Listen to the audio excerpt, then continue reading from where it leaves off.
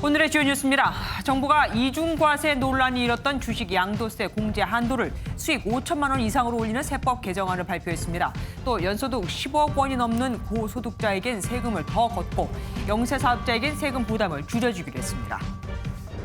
고 박원순 전 서울시장에게 성추행을 당한 피해자가 인사 담당자 등 20명에게 성추행 사실을 알렸지만 서울시가 묵인했다고 밝혔습니다. 고소 사실 유출 논란이 계속되는 가운데 피해자 측이 경찰에 고소장을 접수하기 전 검찰에 이를 알렸던 사실도 새롭게 드러났습니다. 정세균 국무총리가 고 박원순 전 서울시장의 성추행 의혹에 대해 국민께 송구하다고 밝혔습니다. 박 전 시장의 피의 사실 유출 문제에 대해선 진원지가 경찰이나 정부라면 책임이 따를 것이라고 밝혔습니다. 전방부대에서 병사 13명이 코로나19에 무더기로 확진됐습니다. 20일간 확진자가 제로였던 군 당국엔 다시 비상이 걸렸습니다. 채널A 기자 강요 미수 사건과 관련해 검찰이 어제 한동원 검사장을 비공개 소환했습니다. 한 검사장과의 대화 녹취록 전문을 공개했던 이동재 전 채널A 기자 측은 이번엔 해당 녹음 파일도 공개하며 공모가 아니라고 거듭 강조했습니다. 택배를 못 받았다며 상습적으로 거짓 분실 신고를 한 남성이 붙잡혔습니다. 거짓 신고를 하더라도 범행 사실을 밝히지 못하는 이상 택배 기사들에게만 책임이 돌아가는 그 실태를 MBN이 취재했습니다.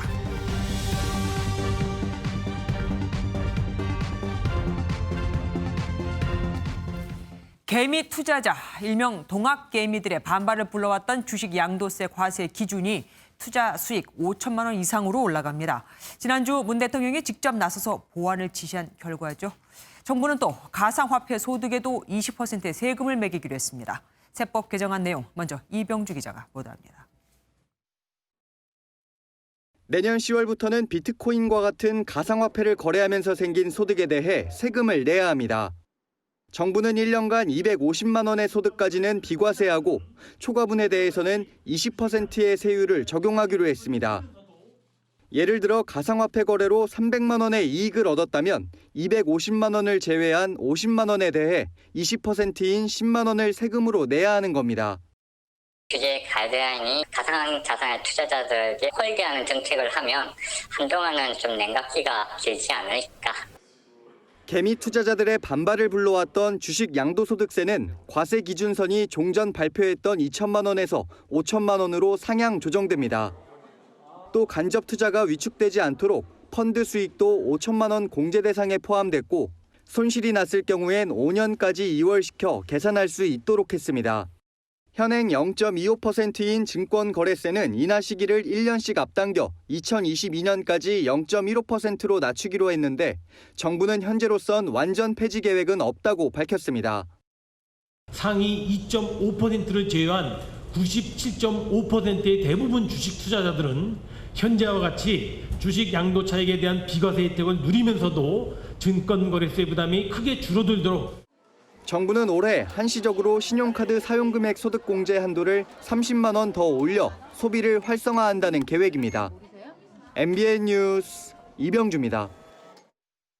정부는 이번에 세법을 개정하면서 많이 번 사람은 세금을 더 내고 덜 번 사람은 덜 낸다는 원칙을 강조했습니다.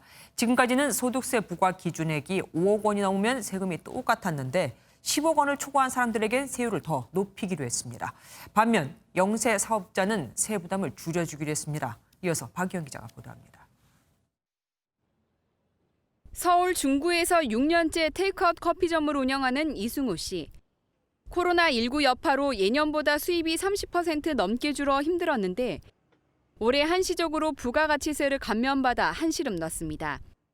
좀 큰 도움이 된다고 생각을 하고요. 아무래도 목돈 나가는 경우가 큰데 이번 인하로 인해서 좀 그 부담을 좀 줄일 수 있어서. 이처럼 어려움을 겪는 영세 소상공인들의 세부담을 덜어주기 위해 내년부터는 아예 부가세 간이과세 대상이 대폭 확대됩니다. 정부가 부가세 간이과세 기준을 현행 연매출 4,800만 원 미만에서 8천만 원 미만으로 대폭 늘리고 면제 기준도 연매출 3천만 원에서 4,800만 원으로 범위를 넓힌 겁니다. 이 경우 개인 사업자 57만 명이 추가로 부가세 감면 혜택을 볼 것으로 예상됩니다. 반면 초고소득자들에 대해선 세금을 더 걷습니다. 종합소득세 부과 기준의 10억 원 초과 구간을 새로 만들어 소득세율을 현행 42%에서 45%로 올리기로 했습니다.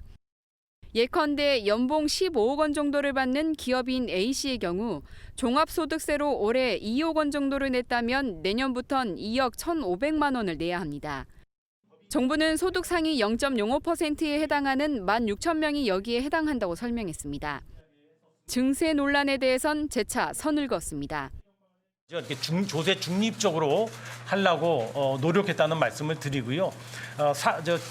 세수가 감소되는 건 별도로 하고 늘어나는 항목만 이렇게 해서 증세라고 하는 것은 저는 적절한 지적이 아니라고 생각을 합니다. 그래서 정부는 향후 5년간 고소득자와 대기업 대상으로 세금 1조 8천억 원을 더 걷는 반면 서민과 중소기업에선 1조 7천억 원을 덜 걷어 전체 세수 증가 효과는 676억 원에 불과하다고 설명했습니다. MBN 뉴스 박영입니다. 코로나19 악재에도 올 상반기 주택 거래는 활발하게 이루어졌습니다. 올 상반기 전국의 주택 매매 거래량은 62만 건으로 지난해 상반기보다 되레 2배 가까이 늘었거든요. 2006년 관련 통계 작성이 시작된 이후 역대 최대입니다. 지역별로는 세종시가 작년보다 주택 매매량이 3.4배 뛰어 증가율이 전국 1위를 기록했습니다. 서울과 경기, 인천, 부산의 주택 매매량은 2배씩 늘었죠. 아파트가 2배 넘게 는 45만 건이 거래됐고 다세대처럼 아파트가 아닌 주택의 거래는 1.5배 증가했습니다. 양도세 중과를 피하려는 다주택자들의 일시적 매물이 늘어난 가운데 유동자금도 많죠. 이 두 가지가 만나 부동산 시장이 과열된 것으로 보입니다. 고 박원순 전 서울시장의 성추 의혹과 관련해 피해자 측이 두 번째 기자회견을 열었습니다. 피해자 측은 4년간 20명의 관계자들에게 피해를 호소했지만 이들은 묵살하거나 오히려 남은 공무원 생활 편하게 해줄 테니 계속 비서를 해라는 등의 회유를 했다고 주장했습니다. 강세영 기자입니다. 피해자 측은 2차 기자회견을 열고 서울시가 피해 사실을 묵살했다고 밝혔습니다. 피해자가 4년 동안 인사 담당자 등 20명의 관계자들에게 고충을 호소했지만 조치가 제대로 안 됐다는 겁니다. 오히려 회유를 하거나 박 전 시장을 옹호했다고 주장했습니다. 담당자들은 피해자에게 남은 30년 공무원 생활 편하게 하도록 해줄 테니 다시 비서로 와달라. 몰라서 그러는 것이다. 예뻐서 그랬겠지. 인사이동과 관련해서는 시장에게 직접 허락을 받아라. 그러면서 비서실 직원을 관리하는 역대 비서실장들이 고충을 몰랐다며 책임을 회피하는 것도 적절하지 못하다고 지적했습니다. 또 피해자 측은 현재 진행되고 있는 경찰 수사뿐 아니라 국가인권위원회의 조사도 함께 필요하다고 요구했습니다. 공공기관 성희롱 등의 조사 및 구제기관인 국가인권위원회가 긴급조치, 직권조사, 진정조사를 진행하는 것이 최선이라고 생각합니다. 다만 피해자 측은 수사기관에 제출한 만큼 언론에 보여줄 필요는 없다며 성추행의 추가 증거를 공개하진 않았습니다. MBN 뉴스 강세현입니다. 고 박원순 전 서울시장이 어떻게 고소 사실을 알았을까? 의혹이 큰데 지금까지는 경찰이 의심을 받아왔죠. 그런데 피해자 측이 경찰보다 검찰이 먼저 관련 사실을 알았다고 폭로했습니다. 검찰에서 피소 사실이 유출됐을 수도 있다는 겁니다. 검찰은 외부에 알린 적 없다며 바로 선을 그었습니다. 정태훈 기자입니다. 피해자 측은 성추행 사실을 경찰에 고소하기 하루 전인 지난 7일 검찰에 먼저 알렸다고 밝혔습니다. 고소 후 곧바로 피해자 진술이 필요한 상황이어서 검사에게 사전 면담을 요청했고 피고소인이 고 박원순 전 서울시장님을 전했다는 겁니다. 피해자하고 상의를 한 다음에 중앙지검 여성아동조사부 부장님께 연락을 드리고 면담 요청을 했습니다. 면담 일정을 잡았지만 갑자기 약속이 취소돼 어쩔 수 없이 경찰로 사건을 접수했다고도 설명했습니다. 박 전 시장 피소 정황을 사전에 검찰도 알고 있었다는 사실이 공개된 건 이번이 처음입니다. 이에 대해 검찰은 당시 해당 부장이 일정이나 절차상 사전 면담이 어렵다고 판단했던 것이라며 중앙지검은 경찰에 고소장이 접수되고 나서야 관련 사실을 처음 알게 됐다고 밝혔습니다. 또 상급기관과 외부에 알리지 않았다고 선을 그었지만 서울중앙지검 내 보고 사실에 대해서는 확인이 어렵다고 전했습니다. 한편 성추행 방임 사건과 관련 경찰이 박 전 시장의 휴대전화와 서울시청 등에 대해 신청한 압수수색 영장은 받아들여지지 않았습니다. 법원은 범죄 혐의와 압수수색 필요성 등에 대한 소명이 부족하다며 영장을 기각했습니다. 경찰은 추후 보강 수사를 통해 영장 재신청을 검토하겠다고 밝혔습니다. 이와 함께 박 전 시장의 변사 사건을 수사 중인 경찰은 오늘 휴대전화 비밀번호를 해제, 디지털 포렌식 절차에 들어갔다고 밝혔습니다. MBN 뉴스 정태웅입니다. 그동안 서울시는 외부 인사로 구성된 합동조사단을 통해 진상조사에 나서겠다고 했지만 피해자 측은 국가인권위원회에 조사를 요청하기로 했습니다.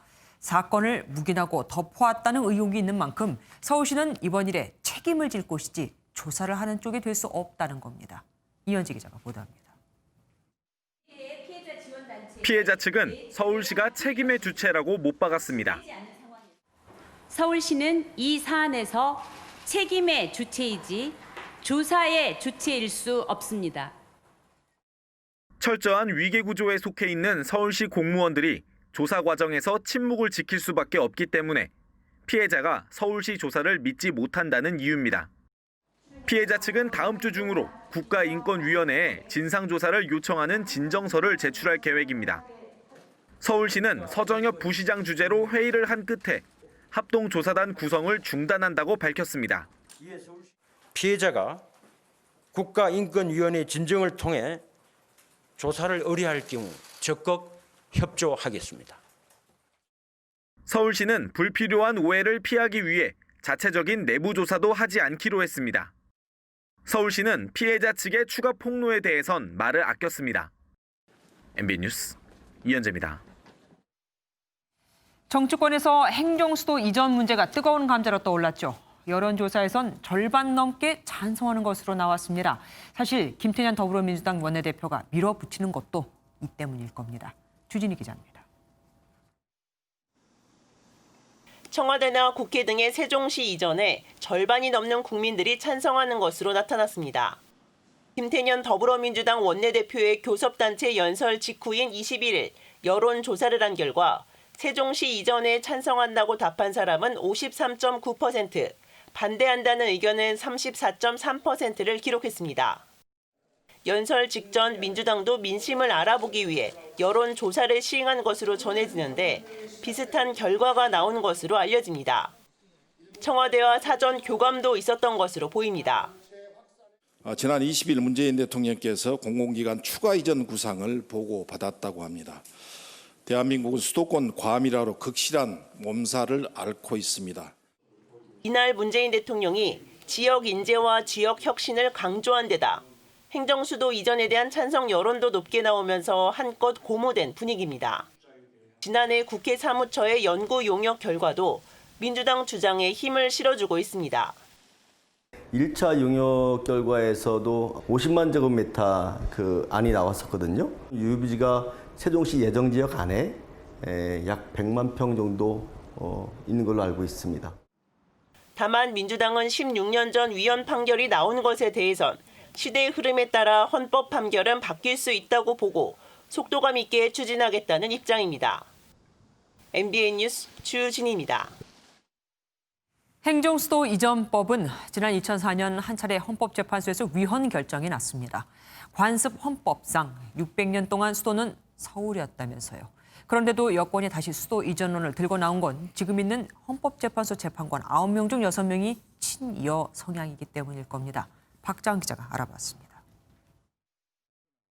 서울이 바로 수도인 것은 국가 생활의 오랜 전통과 관습에서 자명한 사실 또는 전제된 사실로서 모든 국민이 강제력이 있는 법 규범으로 인식하고 16년 전 헌법재판소는 위헌 8명 대 각하 1명으로 수도 이전법을 위헌으로 판단했습니다. 관습 헌법상 수도가 서울이고 국가 중요 정책을 결정하려면 국민투표를 해야 하는데 하지 않았으므로 위헌이라는 겁니다. 다시 수도 이전론을 꺼낸 민주당은 여야 합의가 전제된 법 개정만으로 충분히 수도 이전이 가능하다고 주장합니다. 헌법재판소 6기 재판부의 성향 때문인데 재판관 9명 중 유남석 소장을 포함한 6명이 여권 진보 성향으로 알려져 있습니다. 따라서 전체 3분의 2인 6명만 찬성해도 수도 이전은 가능하다는 관측이 나오는 겁니다. 하지만 관습법 적용을 아예 배제할 수 없는 만큼 행정수도 이전은 녹록지 않습니다. 수도 이전에 해당하는 법률을 새로 만들어서 통과시킨다. 헌법재판소가 이번에도 관습헌법의 법리를 그대로 유지 적용해서 그 수도 이전을 내용으로 하는 그 법률에 대해서 위헌 결정을 내릴 확률이 대단히 높다고. 수도를 이전해야 한다고 볼 만한 국민적 합의가 국민투표로 성사되기에도 쉽지 않다는 지적도 나오고 있습니다. MBN 뉴스 박자은입니다.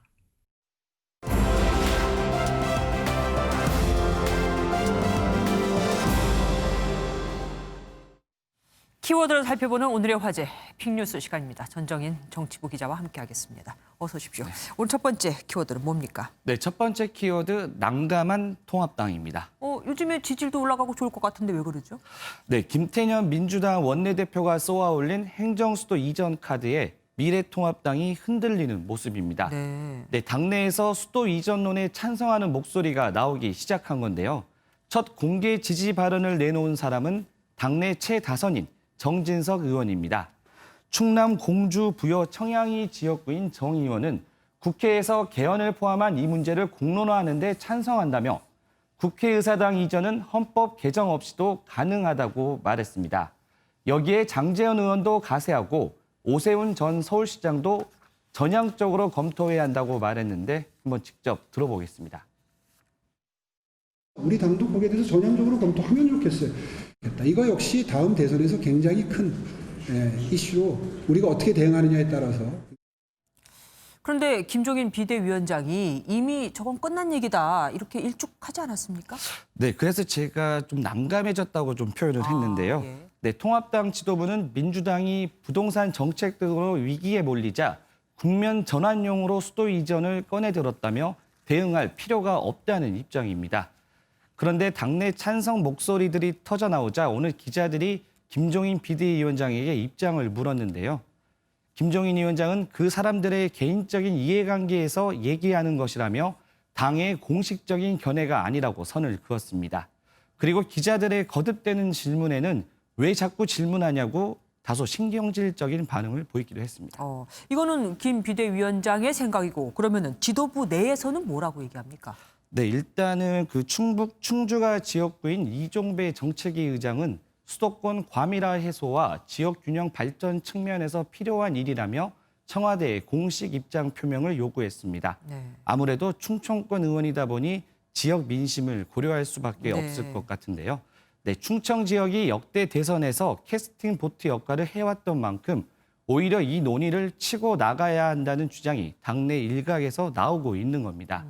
그런가 하면 통합당 내부 분열을 유도하는 민주당의 정략적 술수라며 걸려들어서는 안 된다는 의견도 있는데요. 행정수도 이전에 당이 혼란을 겪는 모습입니다. 어찌됐든 통합당 일부에서 동조 입장이 나오면서 민주당이 꺼내든 행정수도 이전 카드는 일단은 통했다고 볼 수 있겠습니다. 먼저 치고 나가기에는 이미 늦은 것 같기도 하고요. 다음 키워드 보겠습니다. 박주민 변수. 이거 민주당 전당대회 얘기죠? 네, 맞습니다. 이낙연, 김부겸 대선 주자급 양자 대결로 굳어지던 민주당 당대표 선거가 박주민 의원의 가세로 3파전으로 치러지게 됐습니다. 당초 출마 준비를 했던 홍영표, 우원식 의원은 결국 포기를 했는데 재선에 박 의원이 갑자기 도전장을 내밀면서 관심이 집중되고 있습니다. 결국 박주민 후보가 얼마나 파급력을 갖고 있느냐 이게 문제일 텐데 이 양강 구도를 깰 수 있을까요? 네, 세월호 변호사로 대중적 인지도가 높은 박주민 의원은 이미 2018년 전당대회 때 존재감을 입증한 바 있습니다. 당시 초선 의원으로 최고위원 선거에 출마해 5 의원들을 제치고 1등을 차지했는데요. 네, 문재인 대통령이 영입한 인물로 친문 핵심에 수도권 출신, 그리고 40대라는 점이 강점으로 꼽힙니다.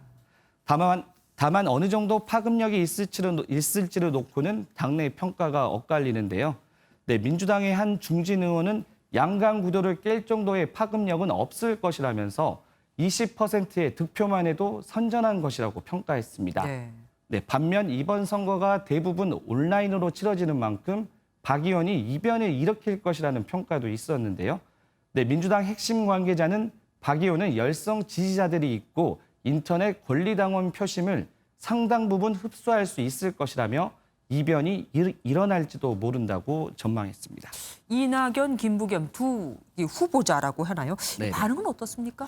네, 이낙연 후보는 오늘 박주민 후보에 대해 전당대회에 몇 분이 나오시나 달라질 것은 없고 자신은 최선을 다하겠다고 밝혔습니다.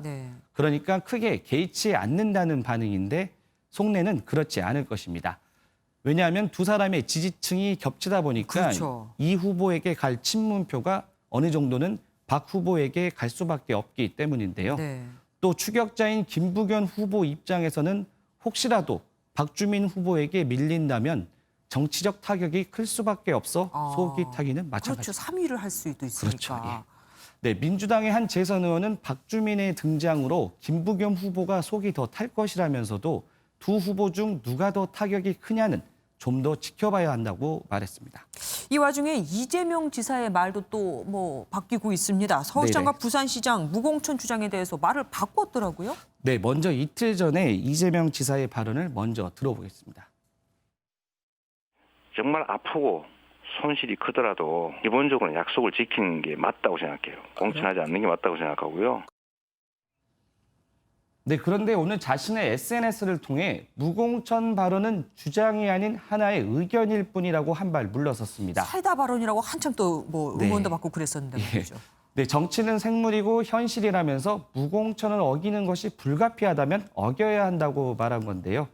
이 지사의 갑작스러운 태도 변화는 이해찬 대표를 비롯한 당내 인사들의 질타가 이어진 것이 영향을 미친 것으로 보입니다. 원희룡 제주지사는 이에 대해 국민을 바보로 아느냐, 그럼 우리가 환청을 들은 것이냐고 지적했고 진중권 전 동양대 교수도 장난하냐고 날선 비판을 쏟아냈습니다. 서울시장, 부산시장 공천 문제는 뭐 계속 논란이 일어날 것 같습니다. 오늘 말씀 여기까지 듣겠습니다. 경기도 포천에 있는 육군부대에서 13명이 코로나19 확진을 받았습니다. 해당 부대원 220명 전원이 격리됐는데 문제는 이 부대가 군수 지원 담당이었다는 거죠. 그동안 8사단 내 식량, 탄약 등 각종 보급 물품을 다 실어 날랐거든요. 배준우 기자가 보도합니다. 경기도 포천의 육군부대에서 코로나19 확진자가 무더기로 나왔습니다. 8사단 소속 부대에서 병사 2명이 지난 20일 발열 증상을 보여 PCR 검사를 했고 다음 날 확진 판정을 받았습니다.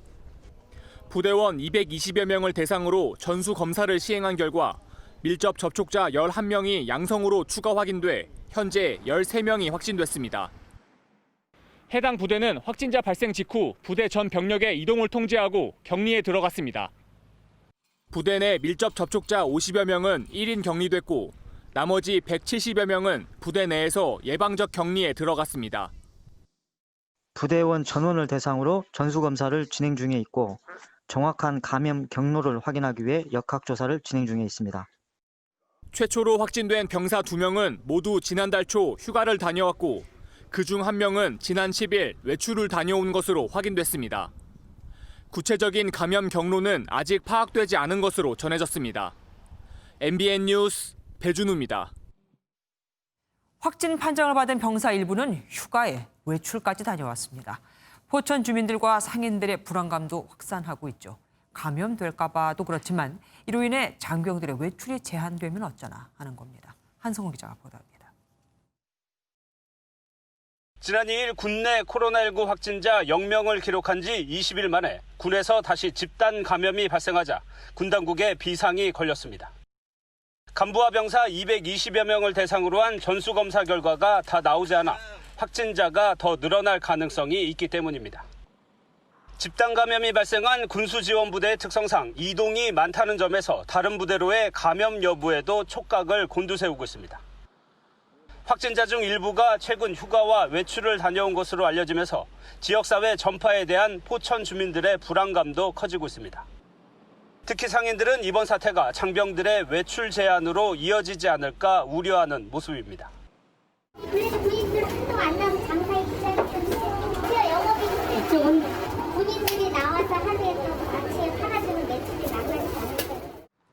국방부는 전수검사 결과를 지켜봐야 하지만 아직 전체 장병에 대한 외출이나 외박, 휴가 제한은 검토하고 있지 않다고 밝혔습니다. MBN 뉴스 한성원입니다. 방역당국이 모레부터 교회 소모임과 행사 금지 조치를 풀기로 했습니다. 다만 지방자치단체가 지역 내 감염 확산을 우려한다면 자체적으로 예배 외 모임 금지 조치를 이어갈 수 있습니다. 이혁준 기자입니다. 이번 주부터 수도권 방역 강화 조치를 다시 완화한 정부가 예배 외 모임 금지 조치도 해제하기로 했습니다. 방역 당국은 오는 24일 오후 6시부터 교회 소모임과 행사, 식사 제공을 허용하겠다고 밝혔습니다. 지난 10일 교회 방역 수칙을 강화한 뒤 2주일 만입니다. 두 번의 주말을 거치며 종교계에서의 소모임 금지 등 방역 조치에 적극 협력해 주신 가운데 국내 발생 확진자가 다소 안정적으로 감소하였고, 다만 지방자치단체에서 감염 확산 위험이 크다고 판단하면 해제 없이 방역 강화 조치를 유지할 수 있습니다. 사회적 거리두기 2단계를 시행 중인 광주는 조치가 끝나는 29일 이후 교회 소모임 등의 허용을 결정할 방침입니다. 0시 기준 코로나19 신규 확진자는 63명으로 해외 유입이 34명이지만 지역 발생도 29명으로 여전히 긴장을 풀긴 어려운 상황입니다. 방역 당국은 특히 휴가철 확산을 우려하고 있습니다. 휴가 시에도 실내에서는 상시 마스크를 착용해 주시고 휴게소, 식당, 카페 등에서는 최소 시간만 머무르고 야외 여행 시엔 개별 차량 이동을 권장했고 단체 버스나 단체 인증 사진은 피해야 한다고 당부했습니다. MBN 뉴스 이혁준입니다. 오늘부터 사흘간 이어지는 국회 대정부 질문. 첫날인 오늘은 예상대로 고 박원순 전 시장과 관련한 야당의 공세가 쏟아졌습니다. 정세균 총리는 국민께 송구하다고 사과했고 책임질 일이 있다면 책임도 지겠다고 했지만 여성계의 대모로 알려져 있는 더불어민주당의 남인순 최고위원은 기자들의 질문에 끝까지 답을 하지 않았습니다. 서은한빛 기자가 보도합니다. 사흘간 진행되는 대정부 질문 첫날은 정치, 외교, 통일, 안보 분야 질의로 진행됐습니다. 야당은 초반부터 박원순 전 시장 관련 질의를 쏟아냈고 정세균 총리는 사과했습니다. 저는 국민 여러분들께 송구하게 생각하고 있습니다. 야당이 피해자의 고소 사실이 유출된 건 문제라고 지적하자 정 총리는 법대로 책임을 묻겠다는 입장을 밝혔습니다. 만약에 그게 이제 피해자에게 전달이 되었다면 특히 그것이 진원지가 경찰이라든지 이제 이 정부 쪽에서 그런 일이 이루어졌다면 그것은 거기에 대한 책임이 따를 일이라고 생각합니다. 박 전 시장 성추행 의혹과 관련해 더불어민주당은 오전에 열린 최고위 회의에서 재발 방지 대책을 마련하겠다고 밝혔습니다. 주요 당직자와 선출직 공직자 대상으로 필요시 감찰 활동을 수행하는 등. 남인순 최고위원은 자신의 보좌관 출신인 임순영 전 서울시 젠더특보로부터 박 전 시장 피소 사실을 미리 보고받았는지 기자들에게 집중적인 질문을 받았지만 임순영 젠더특보한테 보고받으신 거 있으세요? 끝까지 침묵으로 일관했습니다. MBN 뉴스 서남빛입니다. 대정부 질문에서는 또 질문자로 나선 김태흠 미래통합당 의원과 추미애 법무부 장관이 설전을 벌이기도 했습니다. 법무부 입장이 사전에 최강욱 열린민주당 대표에게 유출된 게 아니냐는 부분에서는 싸우려고 왔냐는 말까지 나왔습니다. 이어서 김순철 기자가 보도합니다. 김태흠 미래통합당 의원은 고 박원순 전 서울시장 사건과 관련해 피해자가 2차 가해를 당하고 있는데도 왜 침묵하느냐며 추미애 법무부 장관을 압박했습니다. 침착하게 답변을 이어가던 추 장관. 하지만 아들의 이른바 황제복무 논란이 함께 거론되자 발끈했습니다. 이 사건 관련 질문과 제 아들을 연결시키는 그런 질문은 바람직하지 않은 질의에도 금도가 있다라고 생각을 합니다. 법무부 장관의 입장 가안이 최강욱 열린민주당 대표에게 유출됐다는 의혹에 대한 질의는 곧 거친 설전으로 이어졌습니다. 군 법무관 출신의 최 대표가 수명자라는 표현 등 입장문 작성에 관여한 게 아니냐고 캐물었던 겁니다. 법전에 있다니까요. 그래서 어쨌다는 겁니까? 모욕적인 단어나 망신 주기 위한 그런 질문을 삼가해 주시기 바랍니다. 왜 자꾸 따지려고 그래? 내 얘기 질문 답변만 하시면 되지. 국무회의 지금 싸우러 나왔어요? 두 사람의 언쟁에 국회는 잠시 소란에 휩싸였습니다. 무슨 국무의 태도가 저렇게 하고 의장님 가만히 계시고 그러세요? 또 추 장관의 답변이 끝난 뒤에도 의원들 간의 설전이 이어지면서 갈등은 좀처럼 봉합되지 않았습니다. 정진석 의원님, 품위를 생각하세요. 응? 부의장 하고 싶으시면 올라와서 말씀하시고요. MBN 뉴스 김순철입니다. 고 최숙현 선수의 사망 사건과 관련해 국회에서 청문회가 열렸습니다.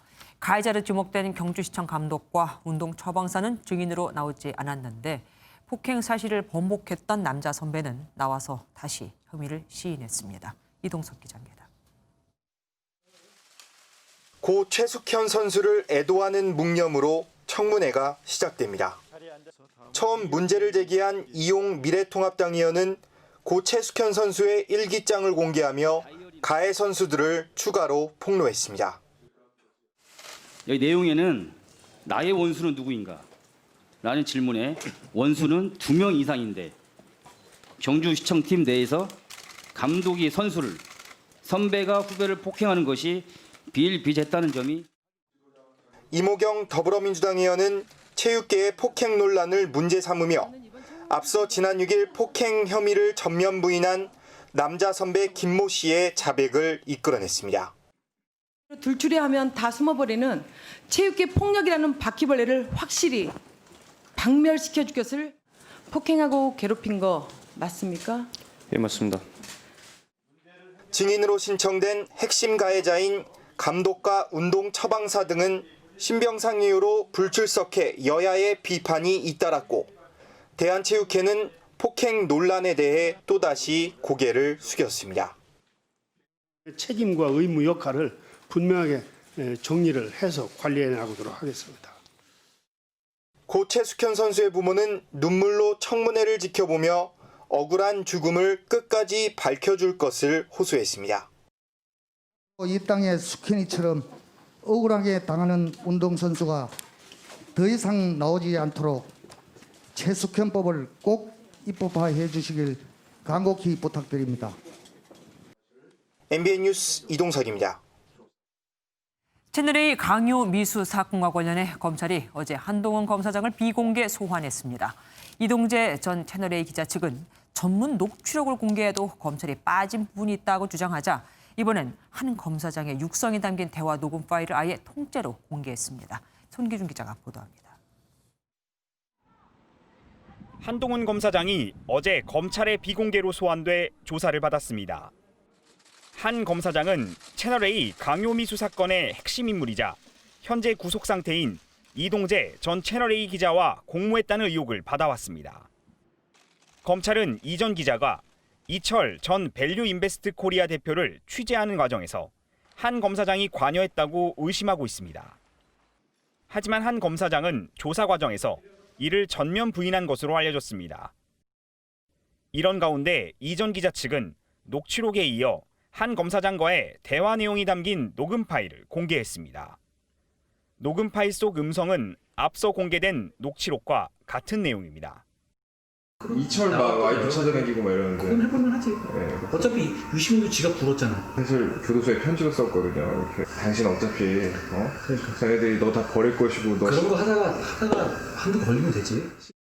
결국엔 같은 내용을 두고 검찰은 공모했다, 변호인단은 공모하지 않았다로 맞서는 상황입니다. 모레 열리는 검찰 수사심의위원회에서 수사팀과 이 전 대표 그리고 이 전 기자와 한 검사장 측이 혐의 성립을 두고 치열하게 다툴 것으로 보입니다. MBN 뉴스 송기준입니다. 화재로 5명의 목숨을 잃은 용인 물류센터는 불이 나면 연기를 빼주는 재연, 배연 장치가 설치돼 있었습니다. 문제는 벽이 불에 약한 우레탄 폼으로 지어져 있었다는 거죠. 여기서 순식간에 엄청나게 나오는 연기를 배연 장치도 감당을 못했던 겁니다. 윤기란 기자가 보도합니다. 화재 현장에 있던 작업자들은 지하 4층에 있는 화물 차량 쪽에서 수차례 폭발음이 들리고 불이 확산했다고 경찰에 진술했습니다. 일부 작업자들은 얼마 전부터 이상 현상이 있던 지하 4층 천장에 달린 냉방용 쿨링팬에서 불이 시작됐다고도 증언한 것으로 알려졌습니다. 하지만 1차 감식을 마친 경찰은 불이 지하 4층 냉동창고 구석에서 시작된 것으로 추정했습니다. 다만 넓은 내부 규모 탓에 화재 원인을 밝히려면 추가 감식이 필요하다는 입장입니다. 외부의 물리력의 충격에 의한다든가 아니면은 차량의 폭발에 의한 화재는 아닌 것으로. 냉동창고엔 재연 배연 장치가 설치됐지만 단열성을 높이려고 내부 벽에 사용한 우레탄 폼에 불이 붙어 연기를 감당할 수 없었던 것으로 보입니다. 일반적인 가연물질이 탈직에 나오는 것과 특별히 더 독하지 않아요. 문제는 단위 시간에 나오는 양이 너무 많다는 거죠.避難 가능한 시간을 제공해 주지 못해요. 경찰은 화재 당시 현장 안전 관리가 제대로 이루어졌는지를 살펴보고 있습니다. MBN 뉴스 윤기란입니다. 어젯밤엔 인천에 있는 화학제품 공장에서 20톤 수송 트럭이 폭발해 1명이 숨지고 8명이 다쳤습니다. 위험한 수산화 나트륨을 잘못 취급해 사고가 난 것으로 보입니다. 노승환 기자입니다. 사고 12시간이 지났지만 폭발 현장은 여전히 처참합니다. 수산화 나트륨을 싣던 화학제품 수송 트럭이 폭발한 공장입니다. 강력한 폭발의 위력은 현장에서 50m 가까이 떨어진 공장의 유리창을 산산조각 낼 정도였습니다. 저희 직원들이 지금 한 7명이 일을 하고 있었어요. 그래서 가스 냄새에 독해가지고 대피하고 막 그랬는데. 폭발 원인은 작업 부주의로 추정됩니다. 경찰 과학수사대는 공장 저장고에서 수산화 나트륨을 수송 트럭으로 옮겨 주입하다 차량 탱크 안에 있던 화학물질과 수산화 나트륨이 반응해 폭발한 것으로 보고 있습니다. 어떤 반응성이 있다고 한다면 강산을 만나면 강한 삼연기 반응을 통해서 열이 발생하면서 그랬을 수도 있을. 아울러 작업자가 안전수칙을 지켰는지도 확인하고 있습니다. MBN 뉴스 노승환입니다. 여대 근처에서 차를 주차한 뒤 몰래 여성들을 촬영하던 50대 남성이 붙잡혔습니다. 이 남성은 심지어 차 안에서 음란 행위까지 하고 있었습니다. 정태진 기자가 단독 보도합니다. 서울의 한 대학가 주변 도로입니다. 자동차 한 대가 인도에 딱 붙어 주차돼 있습니다. 잠시 뒤 경찰이 출동해 차량 내부를 확인하며 문을 열어보지만 탑승자는 내리지 않습니다. 한참 실랑이가 이어지다 차에서 내린 탑승자는 결국 경찰에 체포됩니다. 지난 18일 50대 남성 A씨가 길거리를 지나가는 여성들을 불법으로 촬영하다 경찰에 붙잡히는 모습입니다. A씨는 이곳에 차를 세워두고 차 안에서 지나가는 여성들을 몰래 촬영한 것으로 알려졌습니다. 차가 이렇게 있었어요. 조그만 차가 경찰들 둘이 가서 코를 해서 열더라고. 한참 있다가 경찰 한 명이 그거를 딱 엎드려서 덮치는 식으로 이제. A씨는 자동차 창문을 통해 지나가던 여성을 몰래 찍고 있었는데 촬영 장비를 본 시민이 경찰에 신고한 바람에 덜미가 잡혔습니다. 심지어 A씨는 자동차 안에서 커튼을 친 채 음란 행위까지 하고 있던 것으로 알려졌습니다. 경찰은 이 남성을 불법 촬영 혐의로 입건해 정확한 사건 경위를 조사하고 있습니다. MBN 뉴스 정태진입니다. 택배를 받아놓고도 못 받았다며 오리발을 내밀고 분실 신고를 한 남성이 붙잡혔습니다. 허위 신고 액수만 1,000만 원에 달했는데 요즘 코로나19로 택배를 비대면으로 받다 보니 이런 양심불량 범죄가 잇따르고 있는 겁니다. 책임은 대부분 택배 기사가 집니다. 강재문 기자가 취재했습니다. 지난 2월 서울 동대문구에 거주하고 있는 한 20대 남성은 온라인으로 1,000만 원어치 상품을 주문했습니다.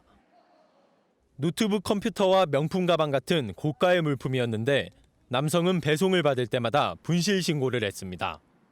남성은 이전에도 2차례나 비슷한 신고를 해 택배기사로부터 배상을 받기도 했습니다. 분실 신고가 반복된 것을 수상히 여긴 경찰은 자택 압수수색을 통해 허위 신고라는 사실을 밝히고 남성을 사기 혐의 등으로 검찰에 송치했습니다. 최근 세종시에서도 상품을 다른 사람이 받게 한 뒤 분실 신고를 한 일당이 붙잡히는 등 허위로 신고하는 이들이 적지 않습니다. 택배 기사들은 최근 코로나19로 비대면 배송이 늘면서 이런 허위 분실 신고 위험이 더 커졌다고 토로합니다. 하루 평균 한 100개 정도 늘었다고 생각하시면 될 것 같아요. 실질적으로 잃어버리면은 택배 노동자가 이제 다 책임을 져야 되는 상황이거든요. 항상 그런 걸 신경 쓰면서. 문제는 이런 허위 신고를 하더라도 적발이 쉽지 않다는 점입니다. 신고인을 피의자로 전환해 강제 수사에 나서야 하는데 명확한 증거 없이는 어렵기 때문입니다. 경찰이 신고를 해도 지금까지의 사례를 보면 정말 10건당 1건 잡힐까 말까 해요. 그리고 그것들에 대해서 너무들 잘 알고 악용하시는 분들도 계시고요. 허위 신고에 따른 피해가 늘면서 각 회사마다 소액의 금액까지 지원을 해주는 상황. 하지만 처벌 강화 등 보다 근본적인 대책이 마련돼야 한다는 지적입니다. MBN 뉴스 강재묵입니다. 얼마 전 응급 환자가 탄 사설 구급차를 가로막은 택시기사를 두고 국민적 공분이 일었었죠. 환자를 태우지도 않고 사이렌을 울리며 달리는 일부 가짜 구급차들 때문에 운전자들의 불신이 커지다 보니 진짜로 한시가 급한 응급 환자들은 위협을 받고 있는 겁니다. 김명현 기자가 동행 취재했습니다. 구급차가 사이렌을 울리며 도로를 달립니다. 폐렴 증세로 호흡이 곤란한 80대 노인을 이송하고 있어 한시가 급한 상황입니다. 그런데 외제차 한 대가 앞을 가로막습니다. 경적을 울리고 추월을 시도해보지만 아예 차선까지 바꿔 진로를 방해합니다. 심지어 한 운전자는 차에서 내려 욕설까지 퍼붓습니다.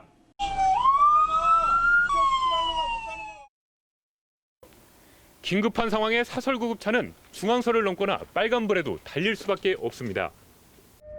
운행을 하다 사고라도 나면 구급차 운전자의 몫입니다. 그 차량들이 많이 양보를 해줘야 저희도 골든타임 안에 그 병원에 들어가게 되는데 그게 어려울 때는 법규를 못 지킬 때가 거의. 가까스로 환자를 병원에 이송했지만 남는 건 교통위반 과태료 고지서뿐입니다. 경찰서에 환자 이송 관련 서류를 제출하면 면책 사유에 해당되지만 병원에서 서류를 받기는 현실적으로 어렵습니다. 개인 신상 정보 공개를 못하니까 환자 기록지를 양 병원에서 받을 길이 없어요. 길을 막는 차량을 신고해 20만 원의 벌금을 물리게 할 수 있는데 그럴 시간조차 없습니다. 사설 구급차에 길을 터주는 시민의식이 필요해 보입니다. MBN 뉴스 김영현입니다. 정부가 다음 달 17일을 임시 공휴일로 정했죠. 그런데 다 쉬는 게 아닙니다. 현행법상 임시 공휴일은 관공서와 300인 이상 기업에만 의무 적용됩니다. 전민석 기자가 보도합니다. 정부가 다음 달 17일을 임시 공휴일로 정하면서 선물 같은 사흘간의 연휴가 생겼습니다. 연휴 때 뭐 어디 가지는 않고요. 그냥 집에서 와이프랑 같이 놀려고 하고 있습니다. 현행법상 관공서나 상시 300인 이상이 근무하는 대기업만 임시 공휴일을 의무적으로 따라야 합니다. 300인 미만 사업체는 휴무 여부를 자율에 맡기기로 했습니다. 회사의 결정이니까 일단 충분히 따를 것 같긴 한데 그래도 기분은 막 엄청 좋지는 않겠지만 좀 어쩔 수 없다라는 식으로 받아들일 것 같아요. 임시 공휴일에 의무 적용을 받지 않는 5인 이상 300인 미만 사업체 근무자는 953만여 명입니다. 300인 이상 사업체 근무자보다 4배 가까이 많습니다. 그나마도 5인 미만 영세 사업장 근무자나 특수고용직 노동자는 아예 휴일을 기대하기 어렵습니다. 말들을 쉰다고 해도 아마 업체에서 부르면 다 나와서 일을 할 거라고 생각을 해요. 현대경제연구원은 임시 공휴일에 2조 원어치 돈이 돌고 파급 효과는 4조 원을 넘을 것으로 예측한 바 있습니다. 이는 전체 인구의 절반인 2,500만 명이 쉬었을 때를 가정한 수치입니다. 연구원은 내수 활성화를 위해선 더 많은 근로자가 휴무에 동참할 수 있도록 지원이 필요하다고 덧붙였습니다. MBN 뉴스 전민석입니다. 미국이 텍사스주 휴스턴에 있는 중국 총영사관에 폐쇄를 요구했습니다. 당연히 중국은 크게 반발했죠. 미국 측의 급작스러운 폐쇄 요구에 총영사관 직원들이 기밀 문서를 태우다 난 것으로 추정되는 화재까지 발생했습니다. 미중 갈등이 절정으로 치닫고 있습니다. 장명훈 기자입니다. 미국 텍사스주 휴스턴의 중국 총영사관 앞에 소방차가 출동했습니다. 총영사관 경내에 화재가 발생했다는 신고가 접수된 건 현지 시간으로 21일 밤 8시 반쯤. 미국이 중국 측에 휴스턴 소재 중국 총영사관을 폐쇄하라고 요구한 직후로 추정됩니다. 미 휴스턴 경찰은 영사관 직원들이 퇴거 전 기밀 문서를 소각하다 불이 난 것으로 보인다고 밝혔습니다. 전례 없는 미국의 총영사관 폐쇄 요구에 중국은 강하게 반발했습니다. 왕원빈 중국 외교부 대변인은 오늘 정례 기자회견에서 어제 미국이 총영사관을 폐쇄하라고 요구했다며 미국이 고집을 부린다면 우리는 단호한 조처를 할 것이라고 밝혔습니다. 그러면서 일방적인 정치적 도발로 국제법을 심하게 위반했다고 비판했습니다. 공산당 기관지 황구시보의 후시진 편집장은 72시간 내 총영사관을 폐쇄하라고 요구했다며 미국의 미친 행동이라고 비난했습니다. 로이터 통신은 소식통을 인용해 중국이 맞대응으로 우한 주재 미국 영사관 폐쇄를 검토하고 있다고 전했습니다. 미국 측이 어떤 이유로 총영사관 폐쇄를 요구했는지는 아직 확인되지 않았습니다. 총영사관 폐쇄 결정 배경에 관심이 쏠리는 가운데 이번 사건이 미중 갈등의 새로운 뇌관이 될 것이라는 관측이 나옵니다. MBN 뉴스 장명훈입니다.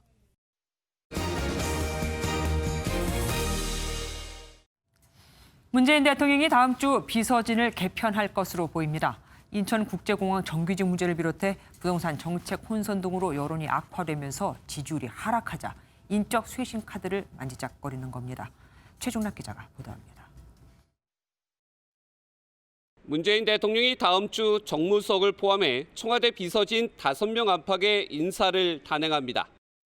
최근 부동산 정책 혼선 등 여론 악화를 타개하고 국회 원구성을 둘러싼 야당과의 갈등을 해소하기 위한 인적 개편으로 풀이됩니다. 먼저 강기정 정무수석 후임으로 문재인 정부 첫 대통령의 입 역할을 맡았던 박수현 전 청와대 대변인의 복귀가 유력합니다. 문 대통령의 의중을 누구보다 잘 알고 야당과의 소통에도 적임자라는 평가입니다. 서훈 실장 체제 이후 첫 안보실 인사로는 서주석 전 국방부 차관이 1차장으로 김육은 1차장은 국방부 장관으로 거론됩니다. 이와 함께 김현명 사회석은 보건복지부 장관 발탁 가능성이 제기되며 일부 비서관급 교체도 이루어질 것으로 예상됩니다. 강남의 다주택 보유로 관심이 쏠렸던 김주원 민정수석은 한 채를 매각하면서 유임으로 가닥이 잡힌 것으로 알려졌습니다. 다음 주 청와대의 인적 개편을 마무리한 문 대통령은 여름 휴가 이후 경제 분야 장관을 포함한 중폭 이상의 개각을 단행해 하반기 국정운영 성과에 속도를 낼 전망입니다. MBN 뉴스 최종락입니다. 박지원 국가정보원장 후보자의 인사청문회를 앞두고 미래통합당이 후보자가 단국대학교를 편입할 때 학력 위조를 했다고 주장했습니다. 통합당은 이를 근거로 위조 인생을 살았다. 입학 35년 뒤 학적을 정정한 유일한 사람일 것이라고 했는데 박 후보자는 억지 주장 말하며 맞받아쳤습니다. 최형규 기자입니다. 박지원 국정원장 후보자 인사청문회를 앞두고 미래통합당은 박 후보자의 학력 위조 의혹을 제기했습니다. 1965년 박 후보자가 단국대 편입 때 조선대학교 5학기 수료를 인정받았는데 35년이 지난 2000년에는 조선대 학적은 온데간데 없고 2년제 광주교대 4학기를 수료한 뒤 단국대로 편입한 것으로 고쳐졌다는 겁니다.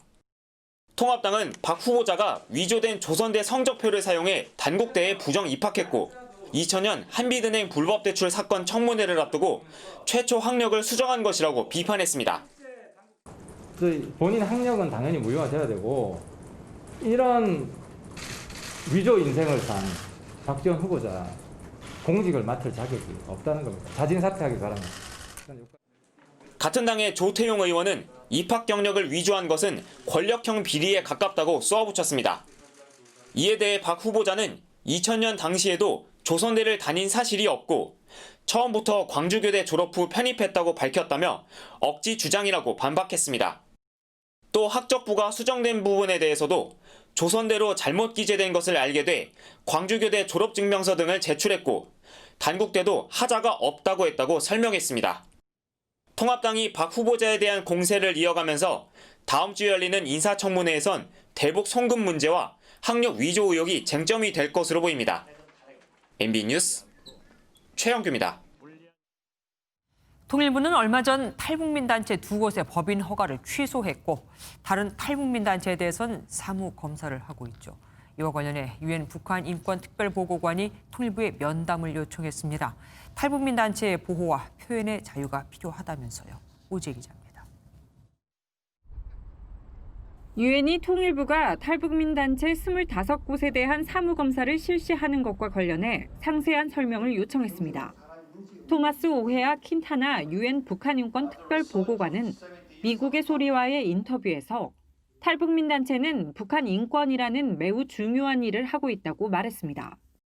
이어 한국 정부가 인권 단체와 탈북민 단체에 취한 움직임은 확실히 만족스럽지 못하다고 지적했습니다. 통일부는 앞서 대북전단 살포를 문제 삼아 지난 17일 자유북한운동연합과 큰샘 2곳의 법인 설립 허가를 취소했고 탈북민 단체 등 비영리 등록법인 25곳에 대한 사무검사를 이달 말부터 실시할 예정입니다. 이건 단체에 대한 어떤 또 다른 어떤 그 표적을 삼고 압박 내지는 어떤 또 다른 목적이 있어서 진행하는 사무검사라고 지금 판단하는 겁니다. 통일부는 이번 조치가 남북관계 긴장 완화와 접경 지역 주민 안전을 위한 것으로 유엔에 설명하겠다고 밝혔습니다. 표현의 자유나 북한 주민의 알 권리 보장 등은 보호되어야 할 중요한 가치임은 분명하나 접경 지역 주민 등 타인의 권익을 침해하지 않는 범위 내에서 이루어져야 합니다. 하지만 유엔 측이 국제인권법을 존중하며 균형적인 접근을 요구하면서 탈북민 단체 조치에 대한 논란이 커질 전망입니다. MBN 뉴스 오지혜입니다. 마크 에스퍼 미 국방장관이 최근 언론을 통해 제기된 주한미군 철수설에 대해 자신은 그런 지시를 내린 적이 없다고 선을 그었습니다. 하지만 감축 여지는 남겼습니다. 다시 말해 주한미군 감축설이 당분간은 수면 아래로 가라앉겠지만 미 대선을 앞두고 언제든 다시 살아날 수 있다는 얘기가 됩니다. 김미경 기자가 보도합니다. 영국의 싱크탱크인 국제전략문제연구소 화상세미나에서 기조연설에 나선 마크 에스퍼 미 국방장관은 주한미군 철수설을 일단 부인했습니다. I've issued no orders to withdraw forces from the Korean Peninsula. 하지만 해외 주둔 미군의 전체적인 조정 가능성은 열어놓았습니다. We will continue to look at the adjustments at every command we have and every theater to make sure we are optimizing our forces. 이 과정에서 주한미군의 운용이나 임무에도 변화가 있을 수 있다는 관측이 가능합니다. 워싱턴 포스트는 트럼프 미국 대통령이 계속해서 해외 주둔 미군 병력의 철수나 감축에 집착하는 듯한 내용을 전했습니다. 트럼프 대통령이 지난달 초 국방부 고위 관계자들과 아프가니스탄 내 미군 문제를 논의하면서 11월 대선 전까지 대규모 감축 방법에 대해 물었다는 겁니다. 참석자들이 난색을 보이자 그 다음엔 시리아 주둔 미군을 감축할 수 있겠느냐고 다시 물은 것으로 전해졌습니다. 이후 얼마 지나지 않아 지난달 24일에는 독일 주둔 미군 감축이 발표됐습니다. 워싱턴 포스트는 특히 트럼프 대통령이 해외 병력을 줄이겠다는 2016년 대선 공약을 이행하기 위해 몸부림쳐왔다고 지적했습니다. 결국 에스퍼 미 국방장관의 부인에도 주한미군 감축을 둘러싼 논란은 당분간 계속될 것으로 보입니다. MBN 뉴스 김희경입니다. 의사와 직접 만나지 않고 진료를 보는 원격 의료가 코로나19 사태로 인해 한시적으로 허용되면서 큰 호응을 얻었죠. 원격 의료와 K-방역의 가능성을 확인한 정부는 스마트 의료에 박차를 가하기로 했습니다. 이미 해외 시장 규모는 50조 원을 넘을 정도거든요. 하지만 우리는 넘어야 할 산이 많습니다. 신용식 기자가 보도합니다. 휴대전화 화면에서 진료 방법을 선택하고 본인의 증상을 상세히 적어냅니다. 환자의 건강 정보는 곧장 의료진에게 전달되고 불과 몇 분 만에 원격 진료 준비가 끝납니다. 진료 보러 왔는데요. 머리가 아프고 어제부터 자꾸 열이 나서요. 병원에 직접 가지 않아도 언제 어디서나 가능한 겁니다. 코로나19 이후 비대면 진료가 한시적으로 허용되면서 재외 국민들도 국내 의료진에게 진료를 받을 수 있게 됐습니다. 대면 진료가 어려운 환자분들이 비대면으로라도 의료 서비스를 받을 수 있게끔 도와주는데 코로나19 같은 감염병뿐 아니라 재난 상황이나 초고령 사회에서도 원격 의료가 빛을 발할 수 있습니다. 국경을 초월한 진료나 국가 간 협업도 가능해집니다. 때문에 전 세계 각국이 앞다퉈 원격 의료 제도를 도입하면서 시장도 50조 원 규모로 급성장했습니다. 하지만 의료계는 원격 의료에 따른 오진이나 대형 병원 쏠림 등을 우려하며 반대하고 있습니다.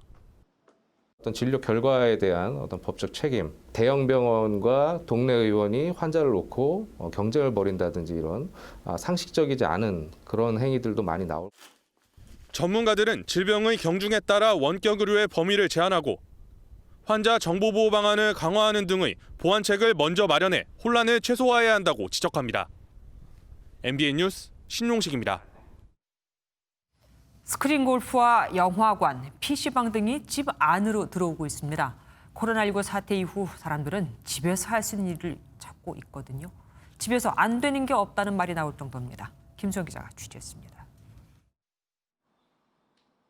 골프채를 휘두르자 화면 속 골프공이 홀 안으로 빨려 들어갑니다. 된다. 실내 스크린 골프장과 비슷해 보이지만 이곳은 일반 가정집. 센서가 달린 골프채와 TV를 블루투스로 연결한 겁니다. 온 가족이 함께 즐기는 건 물론 다른 곳에 있는 친구들과 온라인 대결도 가능합니다. 코로나 때문에 외출이 쉽지 않은데 온 가족이 함께 게임을 하며 즐거운 시간을 가질 수 있어서 정말 행복했습니다. 홈게임도 진화하고 있습니다. 대회에 출전한 프로게이머처럼 게임 의자에서 실감나게 즐깁니다. 게임하다 그대로 누워 영화를 보기도 하고 책상에 컴퓨터를 놓고 업무를 볼 수도 있습니다. 가로 2.5m, 세로 0.8m의 공간이 PC방과 영화관, 사무공간으로 다양하게 활용될 수 있습니다. QR코드를 찍지 않아도 노래를 부를 수 있는 홈 노래방 기기도 최근 판매가 늘어나는 등 코로나19 사태가 길어지면서 집에서 즐길 수 있는 기기들이 인기를 끌고 있습니다. MBN 뉴스 김수영입니다. 불법 촬영물 유통 방지 의무를 부여하는 내용의 일명 N번방 방지법 적용 대상이 연매출 10억 원 이상의 인터넷 사업자로 확대됩니다. 방송통신위원회는 N번방 방지법 통과에 따라 시행령을 개정하고 매출액 10억 원 이상뿐 아니라 하루 평균 이용자가 10만 명 이상이거나 2년 내에 불법 촬영물로 시정 요구를 받은 사업자도 규제 대상에 포함시키기로 했습니다.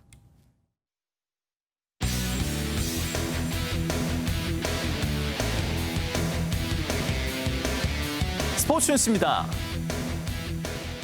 11년 만에 친정팀 FC 서울로 돌아온 기성용이 K리그에서 제2의 전성기를 맞을 자신이 있다고 밝혔습니다. 이젠 적이 된 절친 이청용 선수와의 맞대결을 손꼽아 기다리고 있다고 말했습니다. 전남주 기자입니다. 검은 정장을 말끔하게 차려입고 기자회견장에 등장한 기성용의 표정은 어느 때보다 밝았습니다. 지난 2009년 스코틀랜드 셀틱으로 이적한 뒤 긴 유럽 생활을 마치고 11년 만에 친정팀으로 복귀했기 때문입니다. 항상 제 마음속에는 언젠가는 다시 꿈을 꿨던 또 제가 꿈을 이루게 해줬던 K리그를 복귀를 할 생각은 항상 가지고 있었고. 하지만 현재 FC 서울은 최하위권으로 기성용이 과거 뛰었던 우승 후보의 전력과는 180도 달라졌습니다. 기성용은 팀 성적을 끌어올려야 하는 중책을 떠안은 동시에 K리그 복귀라는 확실한 동기부여가 생긴 만큼 활약을 약속했습니다. 큰 모티베이션을 가지고 경기를 한다면 다시 제2의 전성기가 올 거라고 저는 분명히 확신하기 때문에. 기성용과 함께 쌍용으로 활약했던 이청용이 울산 현대로 복귀함에 따라 두 선수의 다음 달 맞대결도 큰 관심을 끌고 있습니다. 청룡이와 이제 영국에 있을 때도 상대 팀으로 한번 맞대결을 했었는데 저한테는 되게 특별한 경기가 될 수 있을 것 같고 만나게 된다면 좀 기분이 좀 묘할 것 같고. 네. 기성용은 부상 등으로 경기 감각이 많이 떨어져 있지만 다음 달 출전에 팬들 앞에 모습을 보이고 싶다고 다짐했습니다. MBN 뉴스 전남주입니다. 야구의 최고 묘미는 역시 한 방으로 승부를 가르는 끝내기죠. 자주 볼 수 없어서 더 짜릿한데 어젯밤에만 3번의 끝내기가 나오는 등 올 시즌 끝내기 대풍년입니다. 김동환 기자가 보도합니다. KT가 9대8로 앞선 9회 초 투아웃. LG 김용희가 극적인 동점 홈런을 터뜨립니다. 하지만 이는 더 극적인 장면을 위한 장치일 뿐. 9회 말 KT 로하스가 홈런으로 되갚으며 경기를 끝내버렸습니다. 이보다 딱 3분 앞엔 NC 강진성이 연장 10회 말 끝내기 안타로 짜릿함을 더했습니다. 끝내기 홈런과 연장 끝내기 안타보다 더 극적인 게 역전 끝내기 홈런. 불과 10분 앞서 SK 로맥이 한 점 차로 뒤지던 9회 말 2점 홈런을 터뜨려 전율을 일으켰습니다. 올 시즌 유독 이런 장면이 많습니다. 하루 3번의 끝내기가 나온 것만 2번째. 주요 상이 이틀 연속 주인공이 되는 등 2번 친 선수도 4명이나 됩니다. 떨리는 것도 있지만 조금 여기를 제가 여기서 잘 쳤을 때 스타가 되고 또 그러다 보면은 더 제 이름을 좀 더 알리지 않을까 생각에 더 집중하는 것 같아요. KBO 리그에서 매년 40개 안팎의 끝내기가 나왔는데 올 시즌엔 절반도 안 지나 벌써 38개가 나왔습니다. 이 추세면 84개까지 가능해 한 시즌 최다인 59개를 훌쩍 뛰어넘습니다. 안타, 홈런으로도 모자라 폭투와 실책까지 수단 방법을 가리지 않고 끝내주는 시즌입니다. MBN 뉴스 김동환입니다. 이번 달 평년보다 더위가 덜한 것 같다는 생각 해보셨나요? 북극의 고온 현상으로 우리나라 주변에 찬 공기가 위치하기 좋은 환경이 만들어졌기 때문이라고 하는데요. 오늘도 전국에 비가 오면서 비교적 선선했습니다. 장맛비는 모레까지 길게 이어지면서 강한 비를 뿌리는 곳이 많겠고요. 서해안과 제주 전역에는 강풍주의보가 내려지며 비바람이 거세겠습니다. 전국에 50에서 150mm가량의 비로 국지적으로 강수량의 편차가 무척 크겠습니다. 남해안과 지리산 부근, 제주 산간에는 최고 250mm 이상의 큰 비가 우려됩니다. 내일 종일 제주 산간에는 강한 비가 집중되겠습니다. 낮부터는 남해안과 지리산 부근, 늦은 오후부터는 수도권과 그 밖의 지역에서도 매우 강한 비가 쏟아지겠습니다. 내일 중부지방 새벽과 낮 한때는 비가 소강 상태에 드는 곳이 있겠습니다. 남부지방 세찬 비와 함께 돌풍과 벼락도 동반되겠는데요. 강원 영동 지역은 내일 밤부터 비가 내리기 시작하겠습니다. 모레까지 장맛비가 이어지겠고 중부지방은 모레 낮부터 차차 그치겠습니다. 다만 이번 주말에 또 한 차례 전국에 비가 내릴 전망입니다. 날씨였습니다. MBN이 선정한 이 한 장의 사진입니다. 작은 두부 한 조각에 떠있는 멀건 국물에 생선살 조금과 깍두기 조금. 누가 먹다 남은 음식이 아니라 제주 지역 어린이집에서 제공된 식사입니다. 국물에, 그야말로 물 같은 곳에 말아넣은 밥이 전부인 식사도 있습니다. 생후 24개월에서 27개월 사이 아이들에게 준 거죠. 내 아이라면 저 나이에 저런 걸 먹이면서 잘 자라라고 할 수 있을까요? 아이들을 맡기 전에 양심 교육부터 좀 받아야겠습니다. MBN 종합뉴스 여기서 마치겠습니다. 함께해 주신 여러분 고맙습니다.